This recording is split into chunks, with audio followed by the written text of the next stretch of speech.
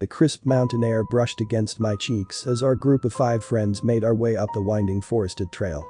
Surrounded by towering pine trees, we ventured deep into the heart of the Cascade Mountains. We were in search of adventure, escape from our busy lives, and the thrill of reconnecting with nature. Allow me to introduce our group. Alex, the adventurous leader, Sarah, the nature enthusiast, Mark, the skeptic, Emily, the thrill seeker, and me, Chris, the photographer and storyteller of our group.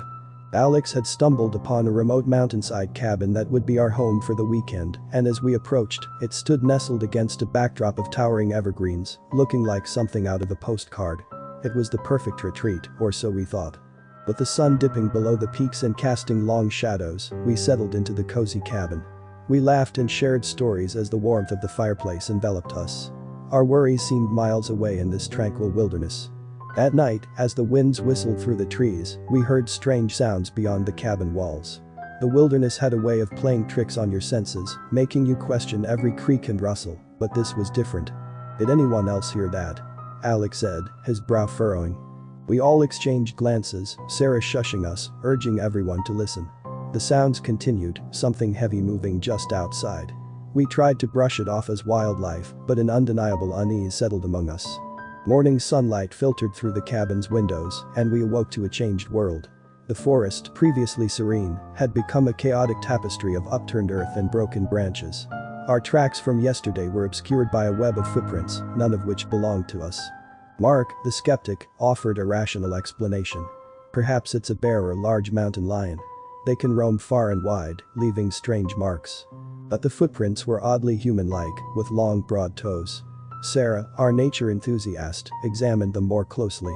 These aren't like any animal prints I've seen. As we discussed the mysterious tracks, an eerie realization washed over us. Whatever had left these prints had encircled the cabin during the night, and it had done so silently. The initial unease that had gripped us since last night escalated with each passing hour. We decided to investigate further, cautiously leaving the cabin to follow the strange footprints. They led us deeper into the forest, where they mysteriously disappeared amidst a dense thicket.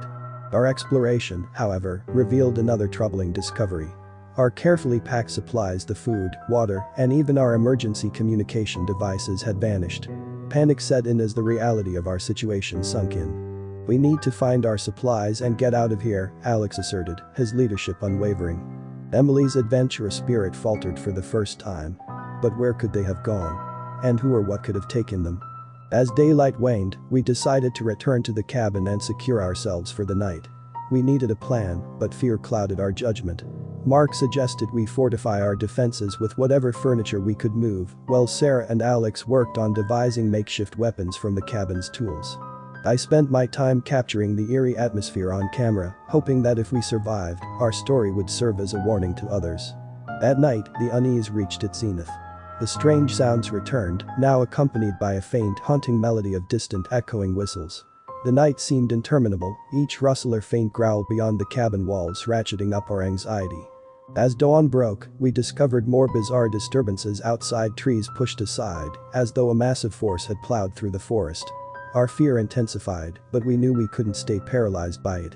With our dwindling supplies and heightened paranoia, we decided that our best chance was to leave the cabin behind and make a run for it. We knew we couldn't stay there any longer. But as we ventured into the forest, we felt uneasy. Like something was watching us. We could hear movement in the underbrush, fleeting glimpses of a shadow here, then low distant grunts and howls. We were being watched and followed, although we didn't notice yet. Looking back, I wish I had been more aware. As we continued upon our journey through the vastness of the wilderness, we were skeptical and determined, assuming we were safe. However, our mood quickly shifted to one of sheer terror as we heard the deafening footsteps of a massive creature pursuing us. Despite our best efforts to flee, the beast remained just out of sight, its ominous presence palpable in the air around us. Our once steady pace became a frantic sprint, our hearts pounding with fear and adrenaline. With every passing moment, the realization of the creature's enormity became more and more apparent, and we were left wondering if we would ever be able to outrun it. Exhausted and terrified, we stumbled upon a small clearing, and our pursuer finally revealed itself. Towering before us was a massive ape-like creature, covered in matted reddish-brown hair. Its piercing eyes bore into our souls, filled with a mix of curiosity and hostility. As we looked around, we realized that we were trapped, with no escape route in sight. The dense forest, which had once provided us with a sense of security, had now turned against us. The creature that was lurking in the shadows had a powerful and overwhelming presence that made us feel small and powerless.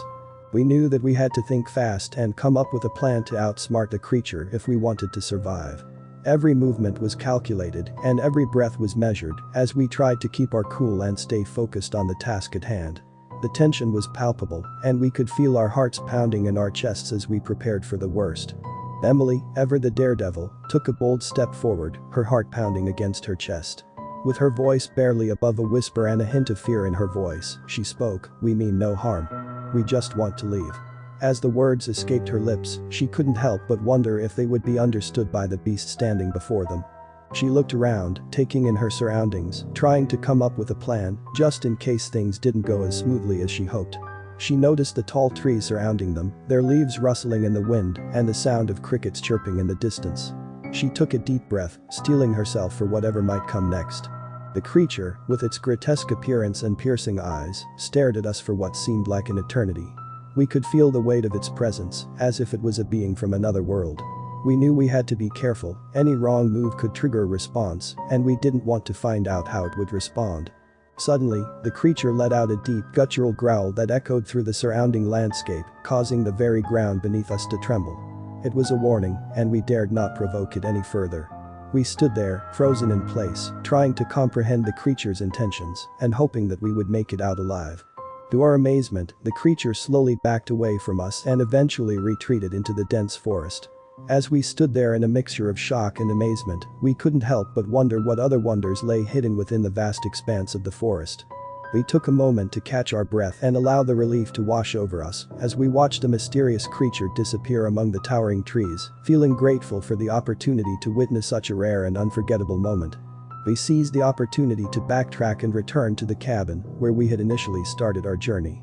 Our hope, which had been slowly dwindling due to our seemingly hopeless situation, was rekindled by this unexpected reprieve. With newfound energy, we quickly located our supplies and gathered them up, making sure we had everything we needed before we departed.